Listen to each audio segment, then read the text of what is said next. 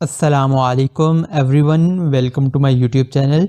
JavaScript से related ये tutorial है। इस ट्यूटोरियल में हम वाइल लूप देखने वाले हैं। फर्स्ट हम स्ट्रक्चर देखते हैं वाइल। इसके बाद हमारे पास कंडीशन होती है। कंडीशन ट्रू होने के बाद जो भी आपका कोड ब्लॉक ऑफ कोड होगा वाइल लूप के इनसाइड वो एग्जीक्यूट होगा। अगर कंडीशन फॉल्स होती है तो आपका कोड एग्जीक्यूट नहीं होगा। तो देखते हैं प्रैक्टिकली हम इसको। While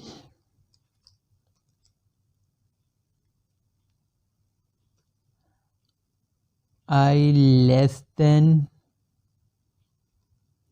is equal to 10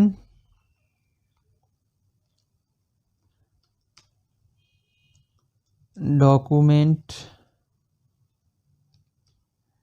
dot write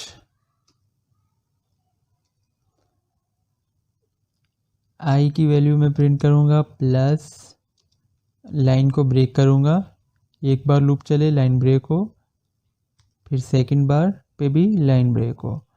तो लाइन ब्रेक करने के लिए हम br का टैग यूज़ करते हैं।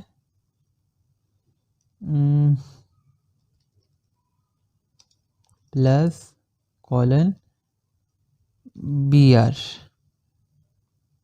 देन हम इंक्रीमेंट ऑपरेटर प्लस प्लस। अब आई की वैल्यू कहाँ से आएगी? तो आई की वैल्यू हम वाइल लूप से पहले ही स्टार्टिंग में देते हैं कि कहाँ से हम लूप स्टार्ट करना चाहते हैं। तो वार आई इज इक्वल टू 1।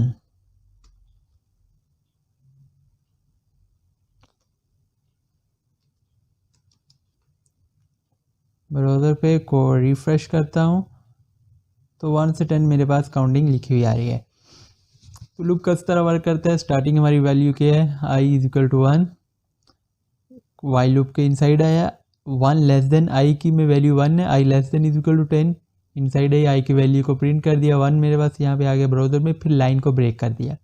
फिर देन क्या किया उसने? आई की वैल्यू को प्लस प्लस कर दिया। सेकंड बार जब लूप चलेगा आई की वैल्यू क्या होगी हमारे पास 2, देन 9 10 टाइम चलेगा तो आई की वैल्यू यहाँ पे 10 टाइम प्रिंट होके आ गई।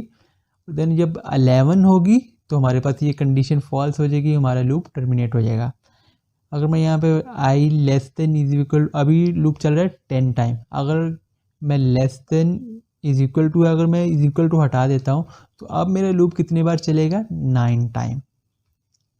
क्योंकि जैसे ही आई की वैल्यू 10 होगी, 10 लेस देन 10 नहीं है, 10 से छोटा नहीं है, 10 के इज इक्वल टू है। जब मैं इज इक्वल टू का साइन लगाऊंगा तो 10 बार चलेगा, जब मैं नहीं लगाऊंगा तो 9 बार लूप चल रहा होगा।